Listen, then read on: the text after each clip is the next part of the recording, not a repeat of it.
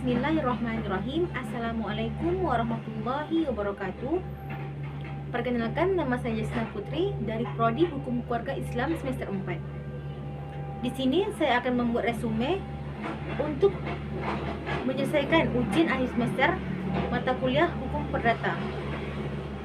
Baiklah teman-teman, di sini saya akan meresumekan atau memberi kesimpulan mata kuliah yang sudah saya pelajari pada pertemuan sebelum. Sebaiklah, pertemuan pertama yaitu pengantar hukum perdata. Hukum perdata adalah hukum yang mengatur hubungan antara individu dalam pergaulan dan masyarakat. Jadi, hukum perdata adalah pokok yang mengatur kepentingan-kepentingan perorangan. Dalam peradilan hukum perdata juga diutamakan dengan perdamaian, karena hukum perdata itu tidak hanya difungsikan untuk menghukum seseorang, tetapi juga sebagai alat untuk mendapat keadilan dan perdamaian. Baiklah, yang kedua adalah hukum orang. Hukum orang, hukum yang memuat tentang peraturan-peraturan tentang diri manusia sebagai subjek dalam hukum. Peraturan perihal kecakapan untuk memiliki hak-hak dan kecakapan untuk bertindak sendiri untuk melaksanakan haknya tersebut. Teori manusia sebagai subjek hukum, setiap manusia telah menjadi subjek hukum sejak ia dilahirkan. Bahkan, jika kepentingannya menghendaki sejak dalam masih kandungan pun, ia telah menjadi subjek hukum. Kecuali jika ia meninggal saat dilahirkan. Manusia sebagai subjek hukum. Setiap manusia mempunyai hak dan kewajiban tanpa terkecuali. Segala sesuatu yang dapat diperoleh hak dan kewajiban dan hukum. Jadi, subjek hukum adalah pendukung hak dan kewajiban. Di dalam lalu lintas hukum, yang dimaksud dengan subjek hukum adalah orang, yang dibedakan menjadi manusia pribadi, person, dan badan hukum, rights person.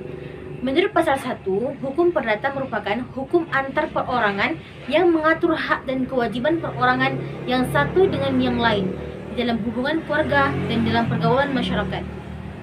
Kemudian yang ketiga adalah hukum perkawinan.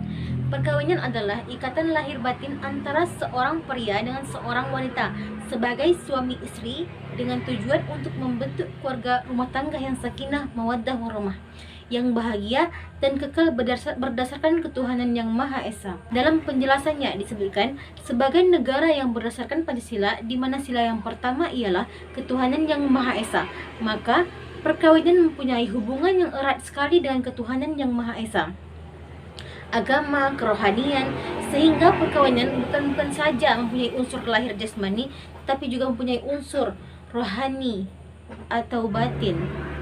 Selanjutnya ialah hukum keluarga. Pasal 1 Undang-Undang Nomor 1 Tahun 1974 tentang perkawinan merumuskan bahwa perkawinan ialah ikatan lahir batin antara seorang pria dan seorang wanita sebagai suami istri dengan tujuan membentuk keluarga yang sakinah, mawaddah, dan warahmah. Arti perkawinan di sini ialah ikatan lahir batin antara seorang pria dengan seorang wanita sebagai suami istri, sedangkan tujuannya membentuk keluarga rumah tangga yang bahagia dan kekal berdasarkan ketuhanan yang Maha Esa. Jadi makna dan arti dari perkawinan ialah yaitu melibatkan kedua keluarga, juga lebih berarti untuk melanjutkan keturunan. Keturunan merupakan hal penting dari gagasan melaksanakan perkawinan. Baiklah, kemudian yang kelima adalah hak warisan. Pada dasarnya, proses beralihnya harta kekayaan seseorang kepada ahli warisnya yang dimakan pewarisan terjadi hanya karena kematian. Oleh karena itu, pewarisan baru akan terjadi jika terpenuhi 3 persyaratan, yaitu ada seseorang yang meninggal dunia, ada seseorang yang masih hidup sebagai ahli waris yang akan memperoleh warisan pada saat pewaris meninggal dunia. Yang ketiga, ada sejumlah harta kekayaan yang ditinggal pewaris. Dalam golongan pertama, dimasukkan anak-anak beserta turunan-turunan dalam garis lancang ke bawah, dengan tidak membedakan laki-laki ataupun perempuan, dengan tidak membedakan urutan kelahiran. Golongan kedua dimasukkan orang tua dan saudara-saudara dari si peninggal. Pada asasnya orang tua itu dipersamakan dengan saudara, tetapi bagi orang tua ditiadakan peraturan-peraturan yang menjamin bahwa ia pasti mendapatkan bagian yang tidak kurang dari 1/4 harta peninggal. Golongan ketiga, sebagai ahli waris, jika tidak terdapat sama sekali anggota keluarga dari golongan pertama dan kedua, harta peninggalan itu dipecah menjadi 2 bagian yang sama. 1 bagian untuk para anggota keluarga pihak ayah dan yang lainnya untuk keluarga pihak ibu. Dan golongan keempat, ahli waris dari harta yang ditinggalkan.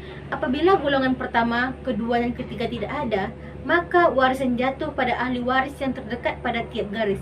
Apabila seluruh ahli waris dari golongan pertama sampai keempat tidak ada, maka seluruh harta warisan jatuh pada negara. Baiklah, pertemuan keenam adalah konsep hukum perikatan.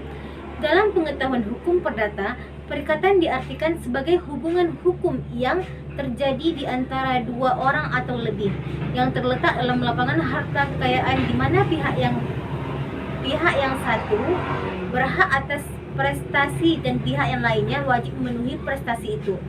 Perikatan adalah suatu bentuk hubungan hukum yang berarti bahwa hubungan tersebut diatur dan diakui oleh hukum. Segala sesuatu yang menjadi akibat atau konsekuensi dari timbulnya perikatan itu mendapatkan jaminan atas adanya kepastian hukum. Contohnya, ketidakterlaksanaannya apa yang menjadi tuntutan atau dalam hal terjadinya prestasi terhadap isi perjanjian, maka suatu transaksi hukum dapat dikenakan sanksi. Sanksi tersebut berupa pembayaran ganti kerugian oleh pihak yang melakukan prestasi atas kerugian yang diderita oleh pihak lawannya. Secara umum, hukum perjanjian mengatur hubungan pihak-pihak dalam perjanjian, akibat-akibat hukumnya, dan menetapkan bila pelaksanaan perjanjian dapat dituntut secara hukum. Sedangkan menurut subjekti, perikatan adalah suatu perhubungan hukum antara dua orang atau dua pihak, di mana pihak yang satu berhak menuntut semua hal dari pihak yang lain, dan pihak yang lain berkewajiban untuk memenuhi. Selanjutnya ialah prestasi. Perikatan merupakan salah satu hubungan hukum dalam harta kekayaan antara dua orang lain atau lebih, di mana pihak yang satu berhak atas suatu barang dan pihak lain berkewajiban atas suatu barang lainnya. Suatu perjanjian, peristiwa hukum lain yang menimbulkan perikatan atau perjanjian. Seringnya hal-hal yang menjadi persoalan dalam hukum perjanjian adalah pengingkaran dalam hukum perdata yang disebutkan dengan prestasi bagi yang memenuhi janji dan prestasi bagi yang tidak memenuhi janji. Kemudian selanjutnya adalah daluarsa. Daluarsa merupakan salah satu mata kuliah yang harus kita perdalam apabila kita ingin menjadi orang yang berguna bagi kepentingan umum yang berhubungan dengan hukum. Di sini telah membahas tentang perikatan dan daluarsa, yang dimana perikatan dan daluarsa tersebut merupakan salah satu kegiatan yang tak pernah hilang dari kehidupan sehari-hari. Terima kasih teman-teman semuanya. Mungkin hanya ini yang dapat saya sampaikan. Apabila ada kesalahan dan kehilafan, mohon dimaafkan. Dan akhirnya, wassalamualaikum warahmatullahi wabarakatuh.